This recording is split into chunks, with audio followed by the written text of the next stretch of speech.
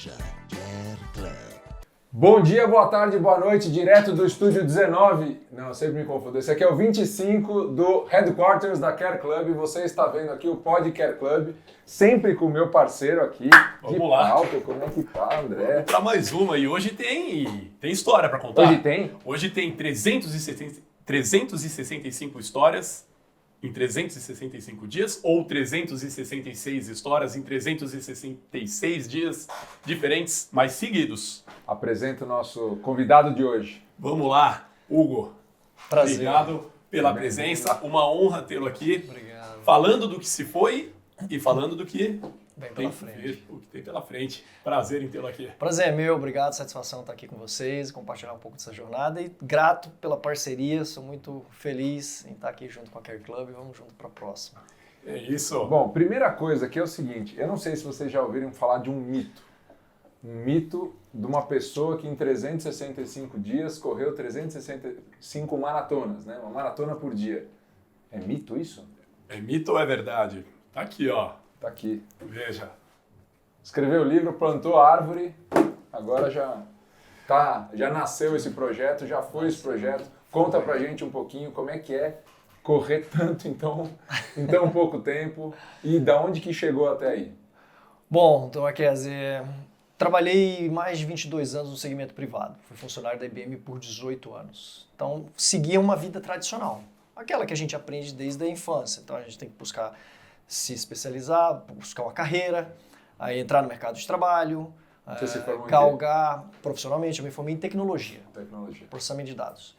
Então, minha vida foi, ao longo de 22 anos, trabalhando com tecnologia. Eu cuidava de grandes operações da indústria. Então, Gerdau, Honda, Mercedes, eram grandes operações de negócios, empresas que movimentam o mundo de certa forma. E o meu dia a dia era lidar e garantir que a operação deles estaria funcionando. Tinha uma equipe de TI por trás, eu era responsável pelos contratos e se acontecesse algum problema, tinha que restabelecer aquela operação o mais rápido possível para evitar impacto de negócio. Então essa foi a minha realidade durante 22 anos. Então aprendi a lidar com situações de estresse, com crise, pressão o tempo inteiro. E isso me ajudou a desenvolver certo nível de resiliência, foco na solução, né? Então, quando você trabalha com tecnologia, teu foco total é em resolver o problema o mais rápido possível. Assim que abrirem o chamado, né? Assim que abrir o chamado ou assim que o telefone tocar, né? Então, deu um problema, pum. E o melhor é tentar resolver o problema antes que o usuário final perceba. E eu estava feliz com isso. Era a minha jornada. Escolhi investir tempo e dinheiro na minha carreira, nessa trajetória. Só que chegou um momento que eu me questionei. Falei, pô, a vida é isso mesmo? Ir para um escritório. Para um escritório, trabalhar. Uma baita empresa. Poxa, eu tenho família, sou pai de um casal, Vinícius e Alice, em idade hoje com 14 e 12 anos, ainda em formação. Eu sou casado, então tenho uma série de responsabilidades. Estava num processo de construção de patrimônio ainda, né, 42 anos na época.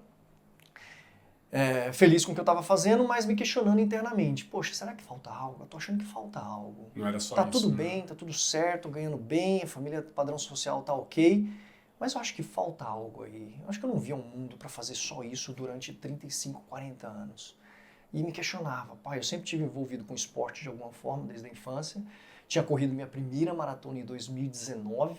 Olha lá, o mesmo ano que a minha. Você correu com a maratona, corri né? em Buenos Aires. Buenos Aires. E aí migrei para o triatlon, estava praticando triatlon, me desafiando mais, né? E isso melhorava a minha performance no trabalho. Até que chegou um momento... Você notava isso? Você notava que o esporte melhorava você no trabalho? Demais, era como se fosse uma válvula de escape, me ajudava a aliviar o estresse do dia a dia, concentrar minha cabeça em soluções, em progressão de carreira, em entregar resultado. Minha performance no trabalho foi disparada melhor.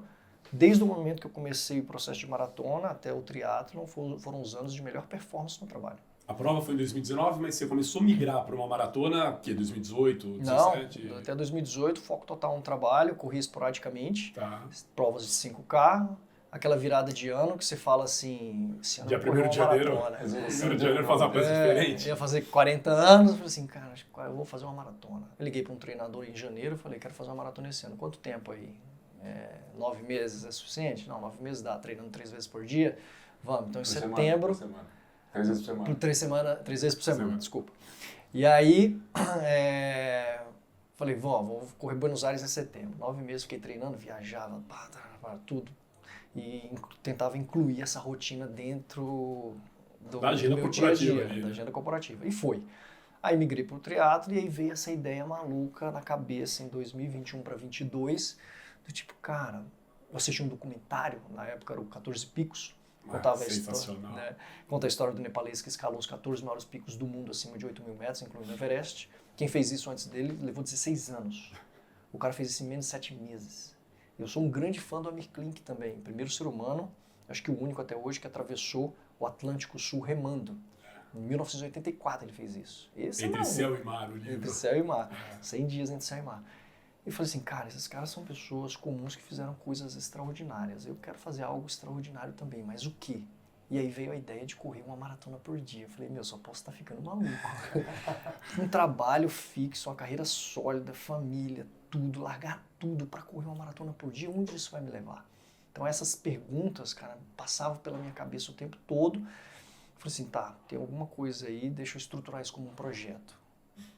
Se o objetivo vai ser correr, por que eu vou correr? Então, tem que passar algumas mensagens. Será que dá para gerar uma contribuição científica? Pô, chamei o INCOR, vamos escrever aqui Vocês topam me acompanhar? Dá para gerar uma contribuição científica aqui? O que vai acontecer com o meu coração? Será que vai aumentar, vai diminuir? Fluxo sanguíneo, vai desenvolver arritmia, desadaptação? Enfim. Poxa, eles toparam, passaram pelo comitê de ética, falou, beleza, vamos. Falei, ótimo, primeiro pilar de contribuição garantido, aí vai ter o acompanhamento científico. Depois, poxa, qual vai ser o propósito desse projeto? Cara, inspirar pessoas a ir além. Nesse momento, você já tinha Instagram, já tinha rede social. Tinha. Quantos seguidores você tinha ali? E se era aberto ou fechado seu Instagram? Fechado. Minha formação é tecnologia, mas a minha especialização era segurança da informação. Então, mais cara, zeloso possível. Mais fechado possível. Até hoje eu tenho dificuldade de me expor nas redes sociais por conta disso. Eu sempre aprendi que, tipo, você tem que ser reservado, expor o mínimo possível, e o meu círculo social, o meu círculo de seguidores era familiares, amigos, conhecidos, só isso. Depois, quando eu estruturei o projeto e que o propósito era inspirar pessoas, eu falei assim, cara, eu vou ter que escancarar a minha vida, vou ter que abrir, mudar radicalmente a minha forma de interação. Então isso para mim foi um grande desafio. Interno até. Interno. E eu falei, bom, é isso mesmo. Na hora que eu vi o projeto estruturado, tive certeza de que era aquilo ali e que eu construiria uma nova carreira do zero a partir disso. Eu falei, então é hora de embarcar nessa. E aí o desafio maior seria convencer todo mundo de que eu não... principalmente. De que isso não era um ato muito alucinado de sua parte. Né? Quantas vezes você ouviu, você tá louco? Todo momento. E você ouve principalmente de quem está mais próximo a você, né? Da esposa, dos amigos, dos familiares. E você tem que saber lidar com essa situação, porque não é fácil. Porque é uma pressão absurda que você recebe de fora e que você também se impõe.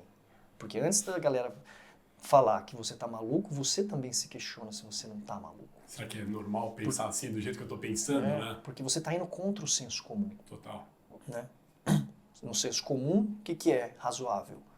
É você ter um emprego fixo, uma carreira sólida, estável, criar teus filhos, tua família e melhorar no padrão de vida, a hierarquia de Maslow lá, né? Necessidades básicas, depois camada de segurança, você quer construir patrimônio, constituir família, depois camada social, estima, e aí, beleza, você está pronto para...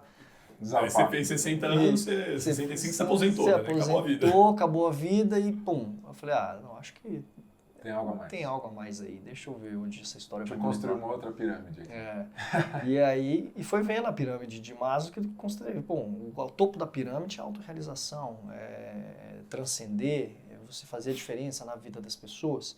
Então, poxa, eu vou tentar fazer isso através de um projeto ousado.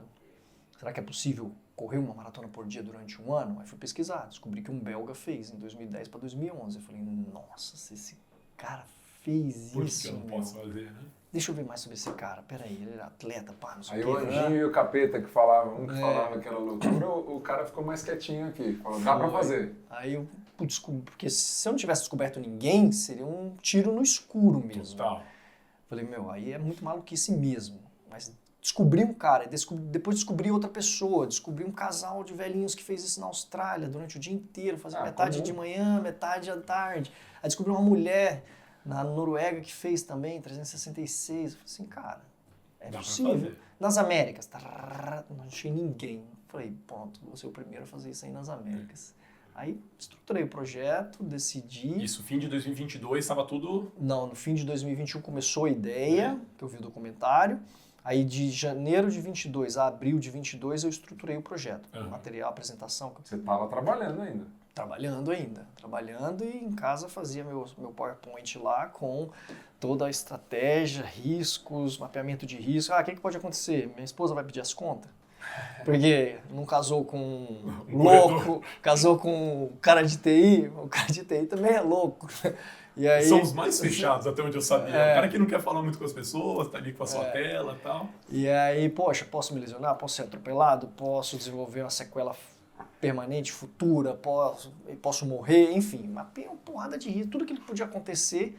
Falei, beleza, se acontecer isso, o que é que eu faço? Faço isso. Se vou perder amigos, os familiares vão se afastar, tudo que veio na cabeça eu mapeei e tracei um plano de ação. Beleza, vamos em frente, é isso mesmo. E aí tomei a decisão e... O primeiro dia foi quando? Então, estruturei o projeto de janeiro a abril. De abril, em abril pedi demissão. Maio foi meu último dia. Como é que você chegou pro seu chefe e falou assim, então, senta aqui. É o seguinte, tô com um projeto aqui paralelo, eu tô me demitindo para correr 365 maratonas. O que o cara falou para você? Não, e o pior, no momento da empresa, a empresa não podia me demitir. Porque tinha sido um spin-off da IBM para a Kyndryl. Tinha um período de freeze. E isso abril, só poderia ser demitido a partir de novembro. E eu não tinha como esperar até novembro, senão eu ia desistir mesmo, achando que seria uma maluquice e tudo mais. Que realmente não era para você fazer. Tinha que ser naquele momento, eu falei assim, eu vou me demitir mesmo. Chamei a minha chefe na época, Débora, ela me convidou para substituir ela, porque ela ia sair de férias. Aí eu já estava postergando essa conversa. Eu falei, Débora, precisamos conversar, vamos abrir uma vídeo aqui, preciso te explicar um negócio. Meu, deve ter sido sensacional a reação dela. Olha, agradeço a confiança mais uma vez aí, sou muito feliz por tudo que eu construí aqui na IBM, na Kyndryl, mas eu tô com um projeto pessoal, eu não posso dizer ainda o que é, então ficou isso também, eu não podia falar o que era, porque senão, imagina, era pior ainda. Ia ser pior ainda. Eu queria te internar, tá louco, nem a pau vai sair, aí...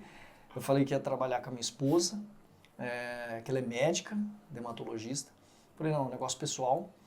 Depois eu compartilho, mas a decisão é definitiva, eu não estou indo para concorrência, eu não estou indo para fazer nada paralelo a um projeto pessoal, logo mais vocês vão saber. E foi. Falei, não precisa fazer contraproposta, é definitivo. E ninguém acreditava. Cara, não, porque você tá abrindo mão ali de uma... Minha esposa é dermatologista. Paula, se prepara, hein? Olha lá o que ele vai aprontar agora, ó. Não, e é muito louco, porque assim... Daniela Ferro, um beijo pra ela. 18 anos de prestação de serviço, se eles te demitem, pô, tem uma multa rescisória, né? Pô, um monte de coisa. Então, você vê como é legal que não é o dinheiro, né?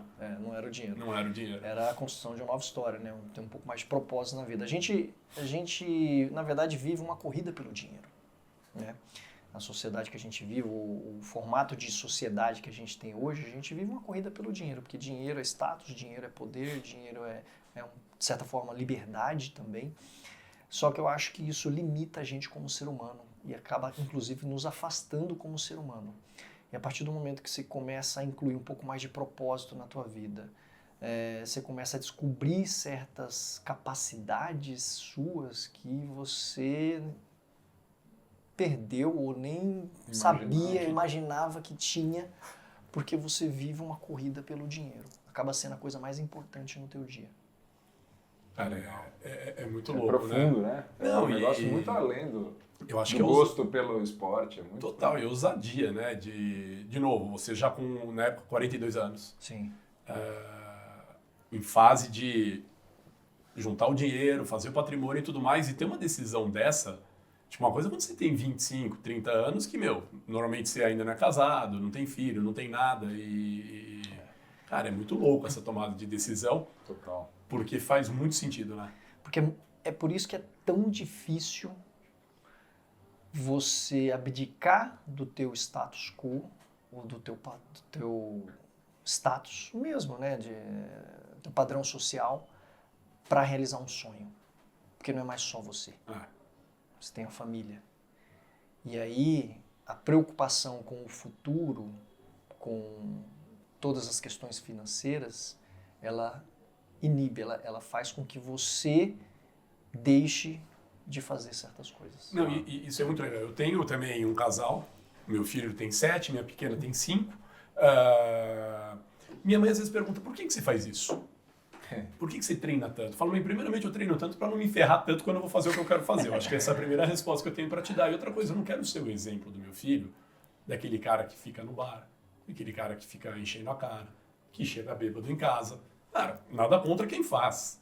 Mas, cara, eu quero muito ser a referência em relação à pessoa que faz o que gosta, que pratica atividade física, que vende isso, que trata e lida com as pessoas de uma forma que hoje, por exemplo, muitos dos meus amigos, que na época da escola eram os bonitinhos, os caras que chamavam a atenção, cara, tem a minha idade, mas você olha e fala, meu, esse aí rodou com o step murcho há bastante tempo. Muito. E, cara, eu quero passar essa mensagem, então eu super te entendo e admiro ainda mais pelo fato de, com mais de 40 anos, ter uma tomada de decisão, principalmente pela posição que você tinha no mercado, é fantástico. Ainda mais indo da corrida, que é o esporte que eu também pratico e gosto do negócio, né?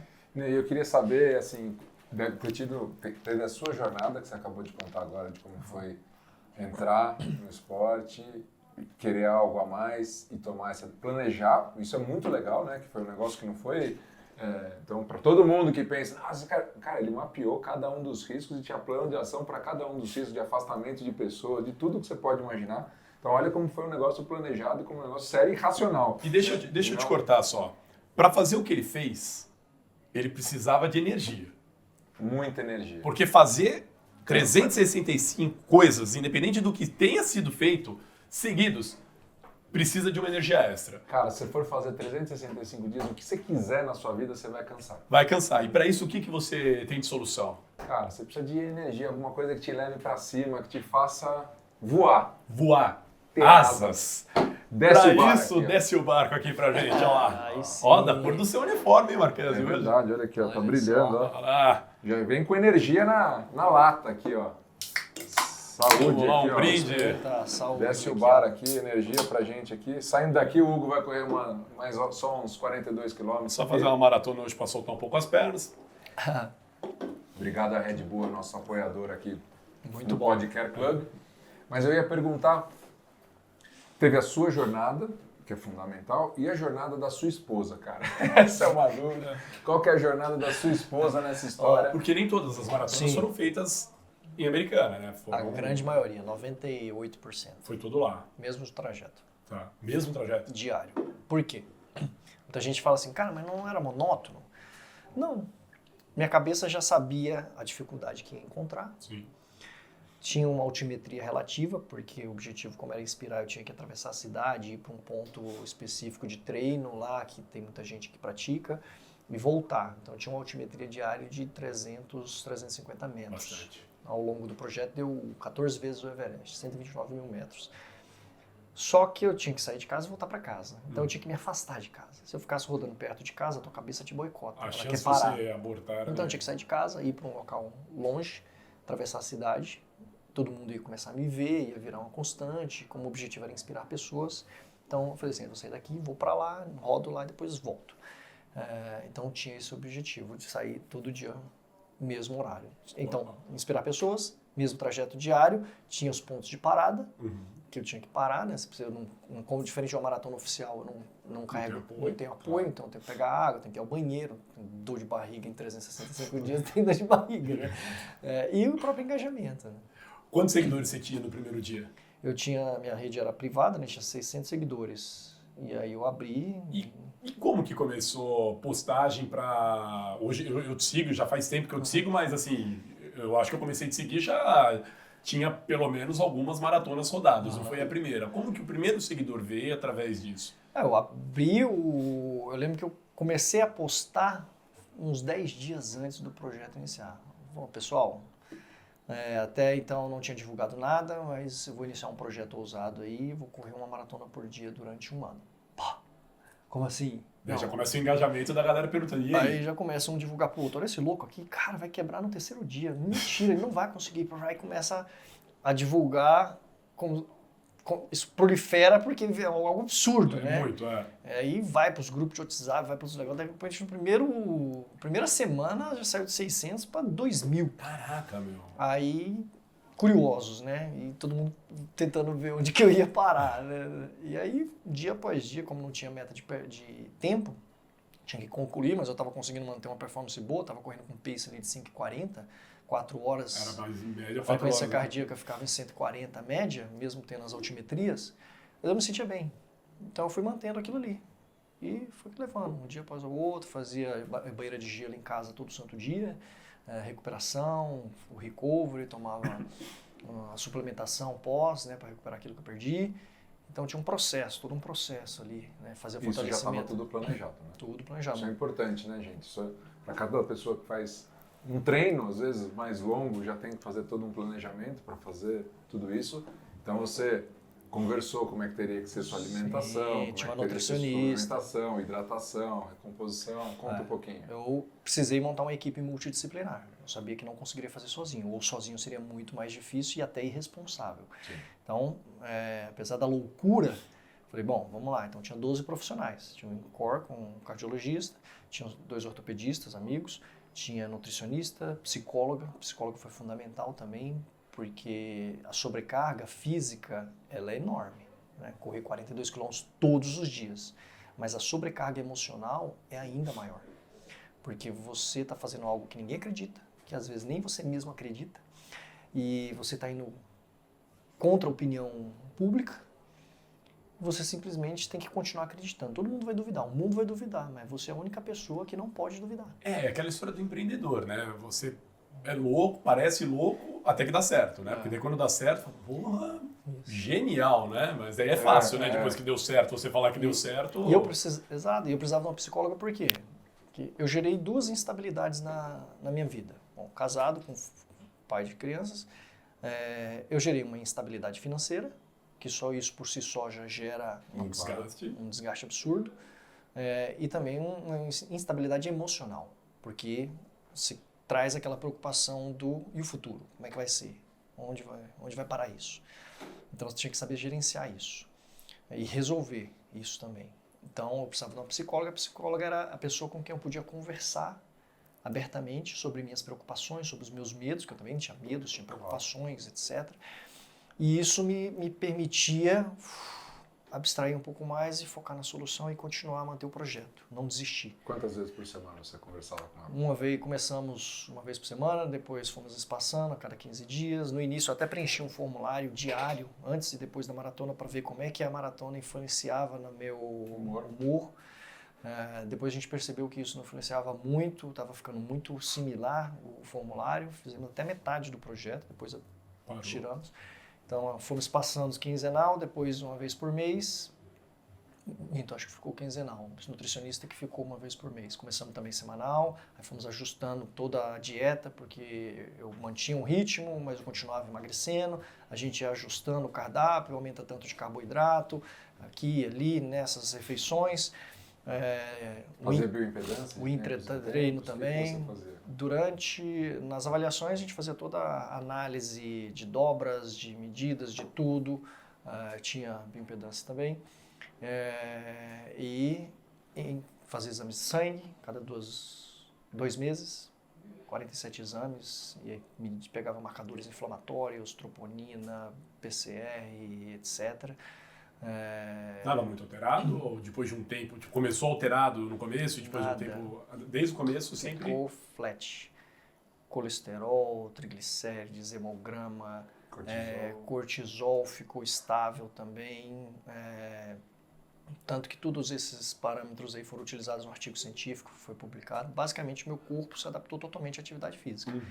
Principalmente porque eu corria em ritmo moderado, intensidade moderada. Perfeito. Então, minha frequência cardíaca, no início, média, ficava em 140, depois ela caiu para 130. Então, era uma Z2, Z3 ali, zona 2, zona 3 de frequência cardíaca, e isso me permitia ter uma melhor recuperação, porque eu precisava dormir pelo menos 6 horas. Então, era um período de recuperação, além do processo de recuperação diário, que era o gelo, era a suplementação, comer bem, então não comia besteira, precisava me alimentar bem, comer aquele tanto de carboidrato, de energia suficiente, proteína também, precisava me hidratar bem ao longo das maratonas. Era sempre o mesmo horário? Sempre o mesmo horário, por causa da rotina. Não, por isso que eu te pergunto, você está falando da alimentação, então era sempre o mesmo horário para... Sempre o mesmo horário. Então eu corria na parte da manhã, porque meus filhos estudam na parte da manhã e minha esposa também trabalha. Então esse Daqui a pouco o papai tá aqui para pegar vocês. Volta o papai. Vem correndo, né? E eu passava na escola deles todo santo dia. As crianças já viam, já gritavam, e virou uma diversão. E foi o horário que eu encontrei para impactar o mínimo possível a família. E no final você acabou sendo mais presente na família, né? Muito Porque mais. o período que você estava fora, todo mundo estava também. No período que você ficava fora, que você estava trabalhando, você estava em casa. Exato. Então, a minha participação em casa aumentou consideravelmente. Papai já chegou? Papai tá no gelo! Vai buscar um pão, peraí que eu vou correndo. Já né? aproveita, quilometragem, é o estralo.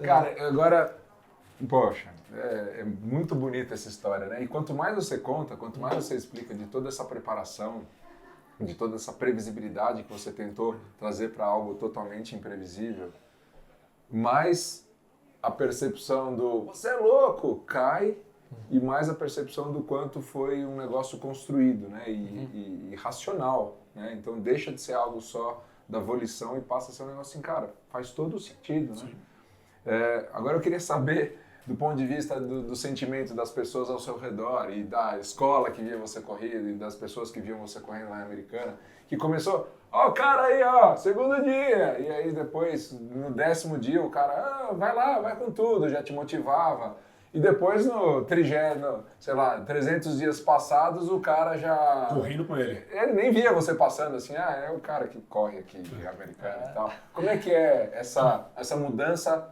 dessa sensação ao redor? Olha, foi bem interessante. No início tem, lógico, aquela expectativa e aquela sensação do tipo, cara, que loucura. Um misto de eu duvido, não vai dar certo, vai dar mesmo, uma hora a conta vai chegar, esse cara vai se dar mal, vai ficar doente.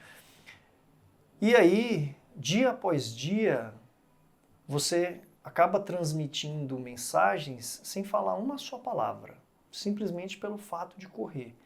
Porque você está ali, faça chuva, sol, frio, calor, e você está correndo, e aí de repente as pessoas começam a fazer reflexões do tipo, meu, o cara não para, meu, olha a disciplina diária, puta, olha o frio que está a 6 graus, o cara já está ali de pé correndo. A pessoa automaticamente já começa a fazer reflexões sobre ela mesma. Então aquela crítica inicial, naturalmente ela foi se convertendo em um apoio. Putz, o cara não corria, agora ele quer correr. Não, um dia eu vou lá correr com esse cara. Ele vai lá e corre, aparece. Começou a virar a escadaria de Filadélfia, assim, o pessoal correndo com o Rock Balboa? Começou a aparecer, e esse era o objetivo, né, de inspirar, de trazer para o mundo da corrida. Então, muita gente correu sua primeira maratona. Ao longo do projeto, mais ou menos 5.000 pessoas correram comigo ao longo de um ano. Caramba! A gente fez 3 eventos celebrativos, maratona 100, e nessa maratona vieram 350 pessoas para correr. Distâncias de 5, 10, 21 ou 42. Depois fizemos na maratona 253, que caiu num domingo. Eu queria fazer 200, 300 e 365, só que eu lesionei por volta das 140, desenvolvi uma pubalgia. E aí eu tive que tratar isso, no livro eu explico direitinho, aí foi a importância da equipe médica, né? Diagnosticaram pubalgia, uma lesão muito forte aqui no pubis, não podia nem espirrar, não podia tossir, porque dói muito aqui. Tivemos que fazer uma recuperação ativa, então em vez de correr eu tive que caminhar durante 5 dias consecutivos, a equipe ficou preocupada, queria interromper o projeto, eu pedi para caminhar. Aí conseguimos reverter isso, caminhava segurando uma bolsa de gelo aqui assim, na virilha. Nessa época muita gente apareceu também para criticar, tá vendo, pá, não sei o quê. Tava na cara. Só que também apareceu um monte de gente para caminhar. Que legal. Um monte de gente que era sedentária, obesa e que, putz, foi lá e começou a caminhar e veio junto. Foi um dos momentos mais emocionantes. E aí fizemos a 253, apareceram 1.500 pessoas. E aí na 365 vieram 2.500 pessoas para correr. 7, 14, 21, 42. Então, é aquilo, né? você acaba inspirando não pelo que você fala, mas pelo que você faz. E todo dia ali, correndo 42 quilômetros, foi convertendo naturalmente algumas críticas, algumas dúvidas em apoio, em admiração e até trazendo as pessoas para o mundo da corrida. E por que são 366, não 365? O livro, a capa, mostra 365, porque o projeto era 365, mas sempre o 366 ficou ali como uma surpresa final. Quando eu imprimi os números de peito que eu usava, eu imprimi os 366. Mas era como o ano teria 365 dias, o projeto tornou-se projeto propósito, 365 dias, 365 maratonas, e teve a surpresa final, que foi a 366. Só para soltar o último dia. Como o gringo tinha feito 365 lá, eu falei, vamos fazer 366. Para ver uma a mais. Cara, essa foto aqui da capa do livro, para todo mundo aqui, ó, Projeto Propósito, nunca é tarde para escrever uma nova história, do Hugo Farias, contando a história dele, correndo 365 maratonas em 365 dias. Ele acabou de contar que no dia seguinte ele ainda fez mais uma, só para fazer 366, caso você ache, pô, mas o cara escolheu um ano que não era bissexto. Conta a história dessa foto aqui que você está erguendo no número 365. E foi um ato espontâneo. Chegamos no final aí da maratona e a família está junto comigo. Fiz questão de chegar com eles de mãos dadas, porque não foi uma jornada solitária, né? Você vê a quantidade de pessoas, né? Exatamente. Aí é lá no Centro Cívico de Americana, é uma pista de atletismo aí, então a gente não faz parte do meu trajeto diário, então a gente mudou. É a pista de atletismo? Já competi lá. A gente mudou para ser, porque era simbólico, né? Como um local que respira esporte. Falei, vamos chegar lá no Centro Cívico e dar uma volta naquela pista de atletismo e aí recebe a bandeirada final. E aí deu certo, aí passamos embaixo do pórtico e na hora foi aquela sensação de vitória, né? De dever cumprido. Então peguei, levantei assim, na hora a galera gritando também, foi super emocionante. E aí o fotógrafo pegou essa foto aí na hora, ficou muito boa. Muito bom. Muito bom. Conta uma outra coisa aqui pra gente. Você é natural de Americana? Não, sou natural de Brasília. Meus pais são nordestinos, nos conheceram lá, nasci em Brasília, no Gama, cidade satélite. Trabalhei lá e vivi lá até os 23 anos. Em 2003 eu decidi vir para o estado de São Paulo para fazer uma pós-graduação em segurança da informação, em tecnologia. E aqui fiquei. Então a minha vida de 2003 para cá, ou seja, 22 anos, é no estado de São Paulo, onde eu construí minha família, onde conheci minha esposa, onde as crianças nasceram e onde eu escolhi para viver. Quem é ilustre morador não é mais, né? Mas ilustre de Americana é o Oscar, do São Paulo. Futebol. Oscar futebol, ele é de lá também. Ele é americanense. E conta pra gente dessa marca que ficou sensacional também, Go Far, né? Que pega trechos do seu nome. Sim, aqui depois após o projeto, aí eu comecei a trabalhar numa nova marca e eu chamei uma empresa, a Guide, lá de Americana, e eles foram felizes em visualizar isso. Eles enxergaram dentro do meu nome Go Far, que tem tudo a ver com aquilo que eu estou fazendo, né? De ir além. Então, Hugo Farias, e aí virou o Go Far. E essa marca que eu estou trabalhando, né, tentando desenvolver com produtos e serviços, eu decidi utilizar o esporte como ferramenta de transformação na minha vida e na vida das pessoas. Então é através dessa marca que eu pretendo fazer isso, levar a atividade física aí adiante para trazer mais saúde e bem-estar aí na vida das pessoas. Dá para usar o You Go Far também para incentivar as pessoas. You Go Far também. E aí, Marques, não bastasse fazer isso aqui que ele fez, fala pra gente, conta aqui um pouco, ou não muito. Você está satisfeito com isso aqui? É isso e acabou? Era esse livro que era para fazer? E aí, então tá bom, tá feito, tá cumprido ou tem mais alguma coisa por Tem vir? algo além? Tem algo além. Essa foi uma jornada planejada, mas nem sempre o planejamento sai do jeito que a gente previu, né? Esse projeto fez parte de um projeto maior. Eu pensei assim, vou definir um plano de 4 anos para criar uma nova carreira, construir uma nova carreira. Não dá para construir uma carreira em um ano. Bom, eu quero me tornar escritor, palestrante, empresário. Modelar a jornada do Amir Klink. Aí eu falei assim, bom, vou ter que entrar no mercado então com um feito extraordinário. Ok, vou fazer uma maratona por dia durante um ano. Tá, e depois disso? Tá, Um depois ano e um disso... dia. Um ano e um dia. Depois disso, tá, para eu dar continuidade, para eu virar escritor, preciso escrever um livro. Beleza, vamos sentar então, escrever um livro. Escrevemos um livro. Agora eu preciso entrar no mundo de palestra, no mercado de palestra. Poxa, essa jornada que eu fiz não é só sobre corrida, o que ela fala? Então, o que o mundo corporativo, eu venho do mundo corporativo. O mundo corporativo tá carente de disciplina, de propósito, de resiliência, de acreditar nelas, nas pessoas mesmo. Tem muita gente passando por processo de burnout, depressão, falta de confiança, de autoconfiança. Eu falei assim, poxa, um projeto Correr 365 Maratonas traz uma série de mensagens que conecta com o mundo corporativo que eu vivi durante muito tempo. Então, eu acredito que eu consigo agregar na vida das pessoas com palestra motivacional, mostrando o que fazer, como que eu fiz, e naturalmente as pessoas vão fazer suas reflexões do que elas precisam desenvolver mais nelas mesmas. Então, eu entrei no mercado de palestras, só que é uma construção. Então, eu já consegui abertura em várias empresas, instituições.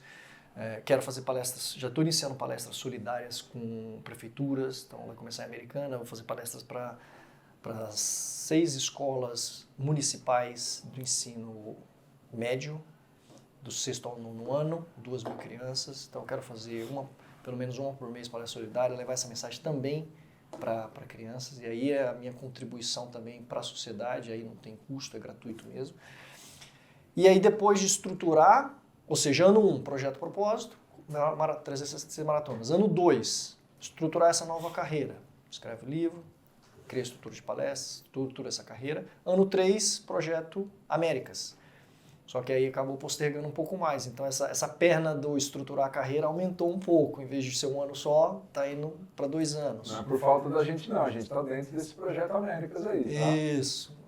Eu agradeço a parceria e da Care Club, será fundamental para o desenvolvimento e a Conta realização. para o pessoal o que é esse Projeto Américas. Projeto Américas consiste em correr toda a extensão das Américas, saindo do Alasca, de Prudhoe Bay no Alasca, lá no extremo norte do continente americano, latitude 70, e descendo através do Canadá, Estados Unidos, América Central.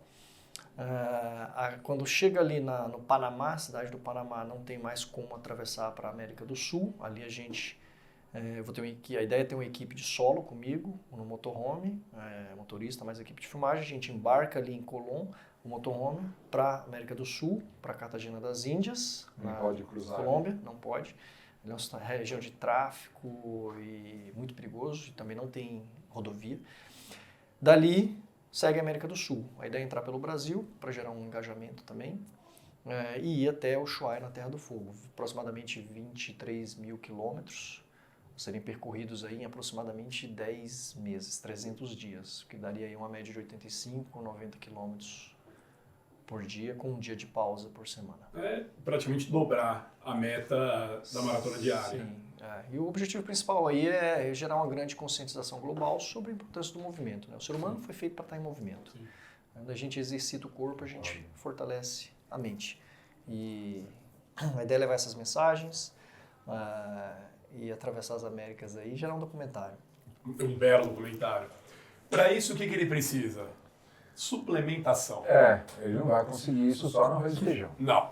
Né? Eu acho que não consegue absorver todos os nutrientes, eu acho que talvez proteína não consegue comer tanto todos os dias. E aí? Só se ele corresse com um rebanho junto, comer tanta proteína. Não cabe no motorhome tudo isso. Olha lá, Olha presente, só. Olha, presente da nosso nossa parceiro. apoiadora Dux Human Health Eat Clean para você. Que legal! Isso aí ele consome em uma maratona. Olha isso! Em uma maratona. Whey protein fundamental para a musculatura. Isso aqui fazia parte, inclusive, da minha dieta no projeto anterior. Olha aí, gente, ó. Whey protein concentrado. Creatina, importantíssimo também. E mais. Diversos estudos cada vez mostrando Whey benefícios protein. outros, até mentais da creatina. Muito obrigado. Vou Shake usar de com proteína. certeza. Obrigado, Então, Dux. Obrigado, Care Club. Ó, obrigado, Dux, aí, por apoiar também aí os nossos convidados aqui no Podcast Club, sempre com presentes bacanas aí para a pessoa continuar cumprindo a missão dela dentro da prática esportiva. E aí conta quantos quilômetros dá tudo isso, então? Do 23. extremo norte do Alasca até o sul da Tem duas da rotas. Eu penso em passar pelo Brasil por conta do engajamento. Vindo lá de Roraima. Vindo lá de Roraima. Tá. Roraima entra ali aí tem que da Colômbia, Venezuela, Roraima, Monte Roraima lá, passa a ideia. As capitais Vai passar seriam. pelo Presidente Figueiredo, para tomar um banho de cachoeira por Oh, ali. com certeza. Ali, entre Manaus, come ali um tambaqui. Tambaqui, Espetacular. sensacional. Aí desce para Porto Velho, Rondônia, Cuiabá, Cuiabá, Mato Grosso, Campo Grande, Mato Grosso do Sul, Foz do Iguaçu seria a última grande cidade, antes de entrar na Argentina e ir até Terra do Fogo lá embaixo, no Ushuaia. 23 mil quilômetros se fizer a rota por dentro do Brasil, 22 mil quilômetros se não der certo para entrar pelo Brasil, fazer pelo Pacífico. Mas ele Esse você vai ano- descobrir meio que na hora, sabendo já, obviamente, tudo planejado, mas... As rotas já estão traçadas, É. vai depender muito do momento que for executado o projeto e se está tudo certo para vir pela Venezuela, se entrar pelo Para você Brasil. começar lá no Alasca, você começa no verão lá. Tanto é que se o projeto fosse executado esse ano, eu teria que ter iniciado dia 15 de junho, porque já é verão lá, então as temperaturas já estão mais agradáveis, beirando 0 a 10 graus, e Você reclamando desse Reclamando de friozinho. correr aí, 7 Você graus. reclamando lá fora. desse friozinho aí. a ideia é começar no verão para terminar no verão.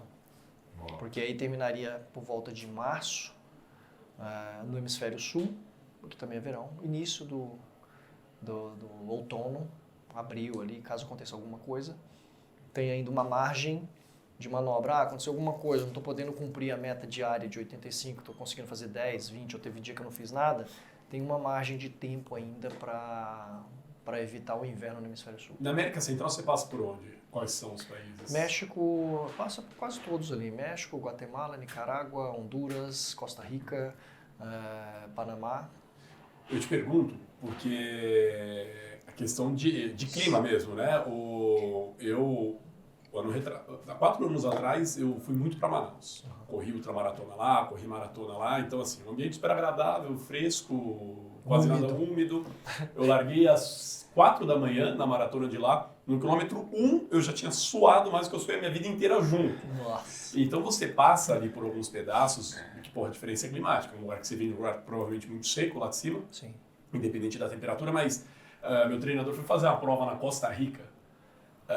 Ele falou assim, cara, assim, é um inferno, porque é muito desagradável. Então, há um nível de dificuldade, né, de você passar por essas regiões. Sim. Como que você, no seu planejamento, por exemplo, a gente trouxe aqui algumas semanas atrás o Edu. O Edu, ultramaratonista, vai correr uma prova no Vale da Morte da Califórnia. Na Califórnia. Ele, um mês antes da prova, tem um protocolo de sauna, que a própria prova passa para você... o protocolo é mais ou menos uma vez por dia, sauna seca, né, tantos graus, fazendo tais coisas dentro da sauna. Como que você vai preparar o seu corpo para essa diferença de clima que você vai passar ao longo dessa jornada? A gente vai pegar tudo quanto é tipo de clima, então não tem uma preparação específica para cada um deles. A gente vai Ele tá passando um dia em sentir... São Paulo, tem todas as Só de passar em São Paulo já tem essa... estações do ano. Então, as principais preocupações, risco que eu mapeei para esse projeto, cada um dos países que você vai passar tem diferentes riscos, né? Então, Alasca, Canadá, tem urso, tem a questão do frio, tem o trânsito ali, as rodovias ali já são melhores, né? Você vai entrando nos outros países, tem a questão da segurança, México, América Central, tem estradas que não tem acostamento, então você vai ter que pensar muito bem ali, como que vai se comportar o motorhome, a distância entre eu e ele, o apoio. A Amazônia tem a questão do clima, vou passar em deserto nos Estados Unidos também. Então aí a gente vai avaliando, tem a possibilidade de correr à noite no deserto, para minimizar as altas temperaturas e a desidratação. Na Amazônia, alta umidade, talvez precise de aumentar, intensificar um pouco mais a hidratação, a gente vai sentindo isso aí. Como você pretende vencer? Deve ter uma questão até de fronteiras, né? Como você vai ter que passar? Nessa parte você tem que passar de carro, porque eles não deixam passar a pé? Vai estar com o motorhome, então a gente... Você entra, cruza e... apresentar, né? Os principais países, os países que pedem que você precisa ter visto, é os Estados Unidos. Tendo visto os Estados Unidos, é mais fácil entrar no Canadá. Se bem que agora os Estados Unidos e o Canadá estão meio que Tá brigando aí, né? Mas até então só precisava ter um Existe visto. visto canadense. Você pede uma autorização online, lá quando eu já tenho o visto americano, eu precisei fazer só uma autorização online no Canadá e já autorizaram. Legal. México, para o Brasil, não tem necessidade de visto, a autorização também. Os demais países também todos, você chegou, apresentou, fala a tua finalidade que está fazendo, não tem necessidade de visto, você pode passar. Então, o principal empecilho seria o visto americano, o resto está mais tranquilo. Mas, óbvio, tem as preocupações. Honduras é um país extremamente perigoso, Nicarágua também, os governos, então ali, 3 dias atravessar esses países Quanto mais rápido passar, melhor, né? É complicado, né? Porque você vê, apesar da dificuldade do primeiro projeto, muito controlado, dentro, obviamente, de tudo que podia dar errado, Sim. é muito mais controlado, porque o ambiente é controlado, Exato. entre aspas, né? Porque você sabia o percurso o tempo todo. Nessa situação não é nada controlado. Né? Não. E tem um japonês que ele tem um projeto que ele está correndo os 5 continentes. Ele já fez América do Norte e América do Sul, só que ele quebrou em etapas, né? O projeto Américas será um projeto contínuo. Ele correu a América do Norte toda, parou depois 6 meses e fez a América do Sul. Então ele já concluiu tudo isso. Eu vi todo o trajeto dele. Então é possível fazer, dá para fazer todas as passagens. Ele corria um volume menor, né? Não corria 85, mas estava correndo ali uns 40, 50, às vezes 70. Ele fez um espaço maior, ele fez a América do Sul em 300 dias. Eu pretendo fazer as Américas inteiras em 300 dias. Então, certamente eu vou enfrentar algumas dificuldades relacionadas a clima, mas aí a gente vai sentindo, né, o quanto que precisa calcular na hidratação, sal, suplementação, tudo isso vai ser importantíssimo. E você pensa em fazer alguma prova de ultramaratona aqui no Brasil, como já que acabou estendendo o prazo para o início, como preparação para justamente sentir, porque no projeto propósito não tinha apoio. No sentido de um carro de apoio. Não. Nas provas de ultramaratona você vai encontrar um cenário perfeito para isso. Sim, ali eu fiz algumas maratonas antes de iniciar o projeto, com treinamento, né? Maratonas sequenciais, sexta, sábado e domingo, para ver como é que meu corpo ia se comportar. O máximo que você tinha feito tinha sido quantas seguidas? 3. Foi no processo de treinamento. Então, mas assim, na sexta-feira corria 21 na parte da manhã, 21 na parte da tarde. Sábado tinha na planilha lá 40, 40. Falei, vou fazer 42, 42. Deu certo. Então fiz de volume, eu fiz como se fosse 3 seguidas.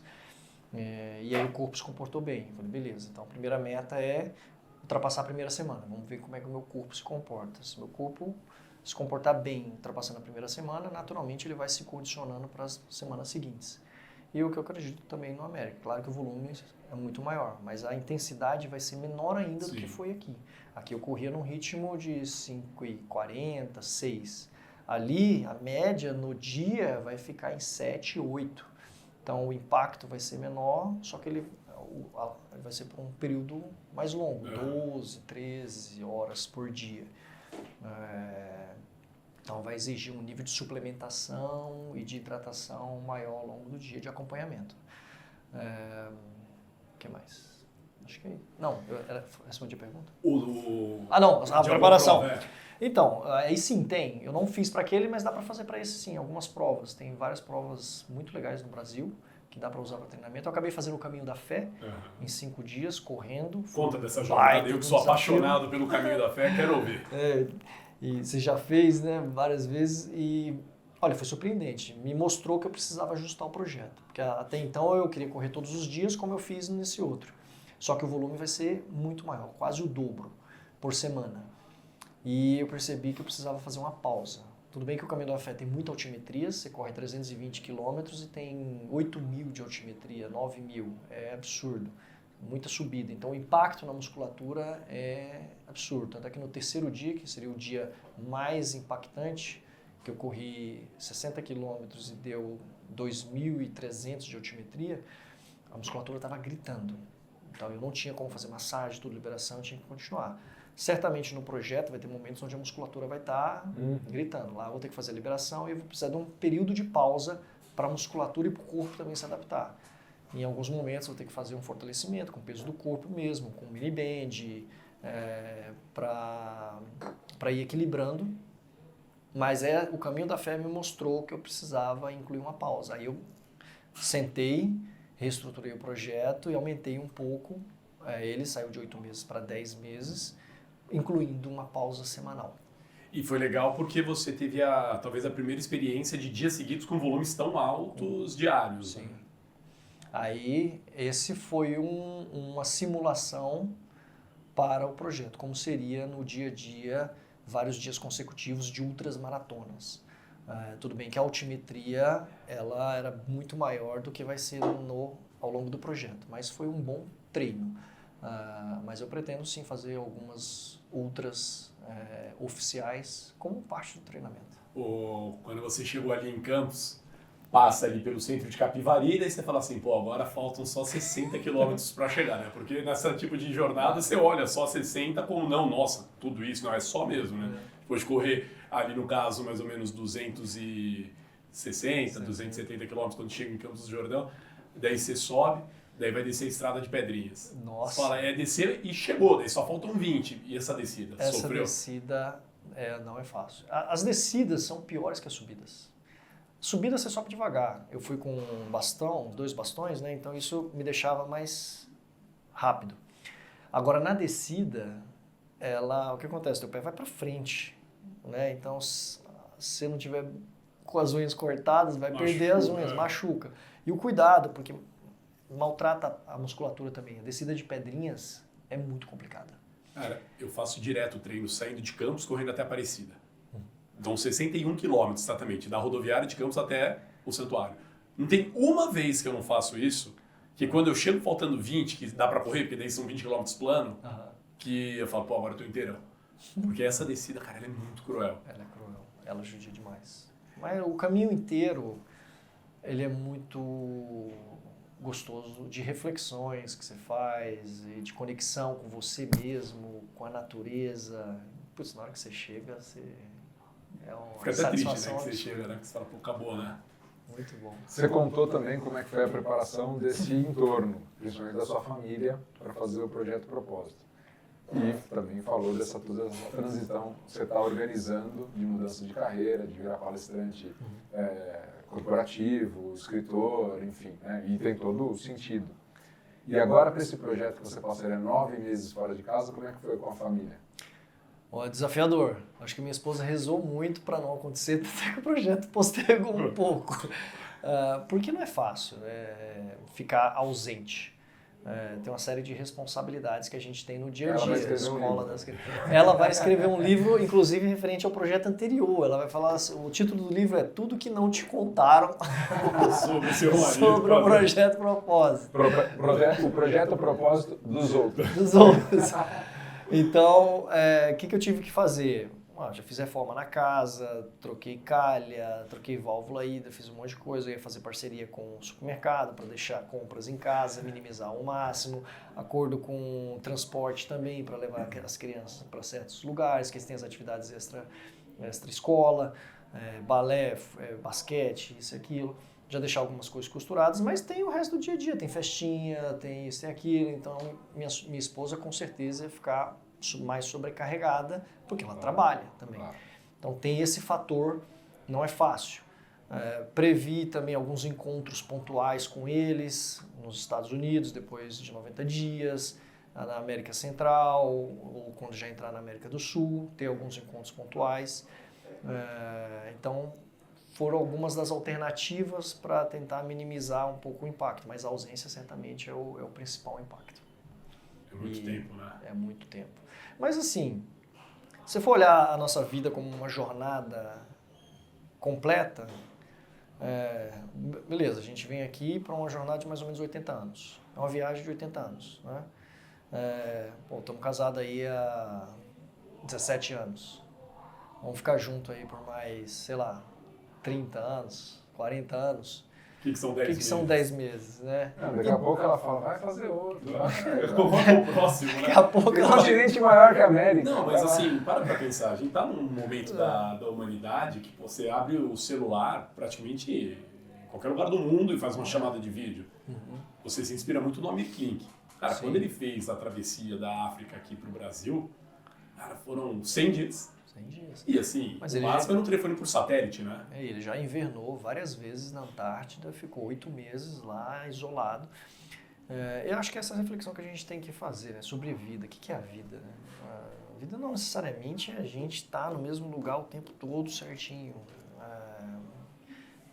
É muito mais complexo. É uma jornada. E a gente precisa viver essa jornada. Não, tanto que a filha do Amir Klink foi fazer o que ele fez, né? E é legal ele contando a história, né? Pai, você me ajuda? Você me presta um Ajuda? barco? Não, de jeito Eu te ajudo a arranjar patrocínio, eu te ajudo com tudo, mas as minhas coisas você não mexe, né? Não, mas não foi nem nesse tom, né? O tom foi assim, se eu te der o barco, você vai se matar. Você tem que saber construir o seu barco, saber todas as dificuldades de fazer um planejamento de um negócio desse. É a mesma coisa, se ele chegar e pegar o plano que ele fez de 365 dias e você for aplicar, você vai se matar. Porque o plano é dele. Não, e porque ele construiu isso, ele sabia das dificuldades, ele previu tantas coisas. Isso não tornou fácil. Sim. Nem vai tornar fácil da menina lá. E tem a minha realidade, tem a tua realidade. Exato. Então, só que quando você construiu, você sabe onde está o encaixe de cada peça. Sim. Exato. E é isso.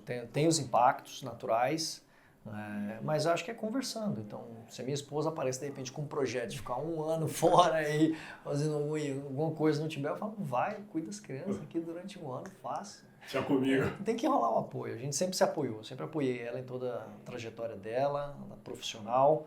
A gente morava aqui em São Paulo, mudamos para o interior, construímos clínica e tudo, aí veio a hora de eu fazer minhas maluquices. E a gente vai junto e vai se ajudando. Eu acho, tem um treinador, eu acho que você conhece, o Togumi.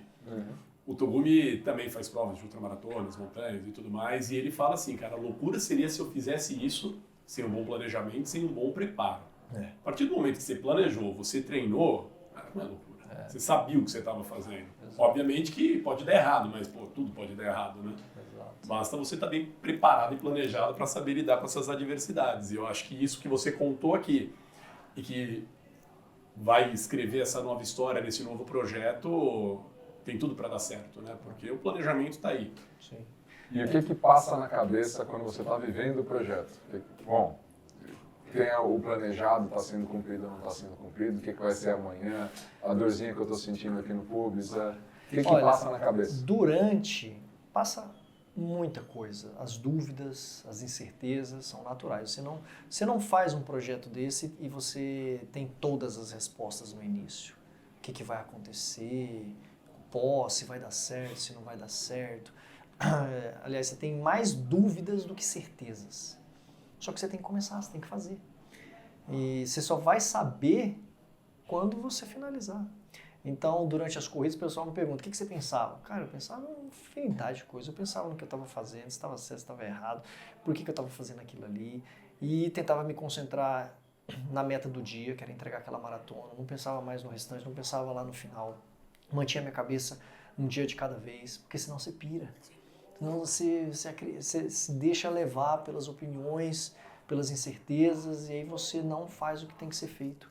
Então eu procurava me concentrar na meta do dia, quando eu começava o dia, fatiava a maratona em pedaços, para ir coletando vitórias ao longo do caminho. Então o primeiro é chegar nos 10K. Os 10K é onde? Puxa, lá naquele ponto lá, beleza. Então a minha primeira vitória vai ser essa. Depois é a meia maratona, vou fazer uma pausa lá no Bike Hotel, vou tomar um café e tudo, e pego mais água e depois vou buscar os 30 quilômetros. Cheguei nos 30 quilômetros, cara, agora falta só a parte final, vamos para casa. E aí volta para casa, 12 quilômetros, 42 fechou, mais uma, menos uma agora pro próximo, e vamos, um dia de cada vez e vai. E a cada momento você vai coletando respostas. Poxa, será que isso aqui está inspirando mesmo? E as respostas vinham da sociedade. Poxa, são as crianças que antes duvidavam, chamavam meus filhos, cara, teu pai é maluco, depois falavam, teu pai é um monstro.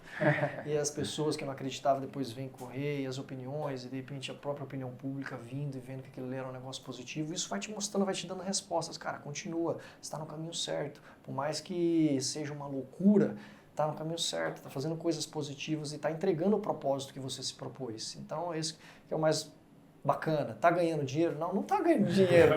Mas, putz, tá fazendo um negócio que você acredita que vai contribuir para a jornada que você está construindo. Quantas maratonas você correu depois de terminar o projeto Propósito? Já corri algumas. Eu tive que parar durante 7 meses, né, para me recuperar da pubalgia, fascite plantar, lombalgia. Fiz ressonâncias magnéticas antes e depois. E por incrível que pareça, por mais que eu tenha tido algumas lesões, As minhas articulações terminaram melhores do que começaram, algumas. ou Eu quase todas. gosto de dizer, você usa o termo lesão. Se a gente for buscar na literatura, lesão é algo que te tira da atividade por 7 dias consecutivos.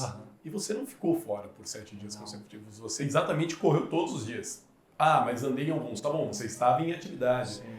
Então, porque a mensagem ela é muito bonita, né? E aí alguém pode pegar, e obviamente sempre vão ter os críticos, nunca na vida eu acho que a gente vai passar ileso por isso, mas, cara, é tão da hora isso que você fez, que até o seu corpo sentindo deixou você fazer, né? Ele não te brecou, né? Então eu usaria muito Ele não mais teve o termo. coragem de te brecar. Deixa ele, vai, tá? Só tô mostrando que tá desequilibrado aqui, mas era mais a dor do que a lesão, né? Porque você fez isso, cara, e o corpo não te impediu. Depois você parou e resolveu o problema. Sim. Levou 7 meses, tudo bem, mas aí é outro problema. Se eu tivesse sozinho, talvez certamente teria sido muito pior. Mas, por exemplo, o apoio da ortopedia foi fundamental, a fisioterapia na parte de recuperação foi fundamental, a nutrição teve o seu papel de contribuição, a psicologia, o fortalecimento muscular. Poxa, depois que tivemos os problemas, cada problema a gente tratava de um jeito diferente. Como vamos fazer o fortalecimento da musculatura do pé, da região do pubis, do core, né, da região central, para poder suportar isso aí. Por isso a importância de ter pessoas junto contigo e fazer um acompanhamento, e por isso que eu estou hoje aqui na Care para o Projeto Américas, porque vai ser fundamental todo esse trabalho, porque não é simplesmente calçar, ver uma loucura na cabeça, você vai lá e faz. Você tem que estar preparado, você tem que se conhecer, principalmente conhecer o teu corpo. Sim. Porque conhecendo você por dentro, você sabe mais qual o tamanho da tua passada. Olha, sensacional. Hoje tivemos aqui Hugo Farias, autor, porque vivenciou o projeto Propósito, em que ele correu 365 maratonas em 365 dias. Na verdade, ainda correu mais um de lambuja. E, cara, não é mito, é verdade. O cara tá aqui, o cara é gente fina demais. Obrigado pela sua presença aqui. Doutor. Obrigado por ser parceiro aqui da Care Club. Go far agora. Né? Vamos ajudar ele nesse projeto aí, Américas. Vamos todo mundo torcer para ele, principalmente, né? Vibrar por ele, fazer boas energias aí para que dê tudo certo sempre. Foi um prazer te receber, a sua história é sensacional. Você vai voltar mais vezes para contar mais histórias aqui, mas foi muito bom te receber. Fala aí, André. Vamos lá. Para quem não conhece, tá aqui o livro. Para quem ainda não segue, assina aqui o canal. Sininho. Clica aqui embaixo, coloca que você curtiu, manda para as pessoas que você gosta, curte, compartilha, segue aqui o canal, conta para eles qual que é o seu canal, como que segue e tá atualizado com as coisas que você está fazendo, Hugo. Legal, olha, para quem quiser me acompanhar aí nas redes sociais, Hugo Farias 366 no Instagram, no YouTube 365. E é isso, vamos para a próxima jornada junto com a Care Club aqui. Valeu, galera. Mais um episódio do Podcast Club. Estejam sempre aqui conosco, vendo coisas interessantes a respeito de saúde, bem-estar, wellness. Tamo junto. Valeu, André. Isso, bom, mais Estamos aqui por hoje. Um abraço. Obrigado, um abraço.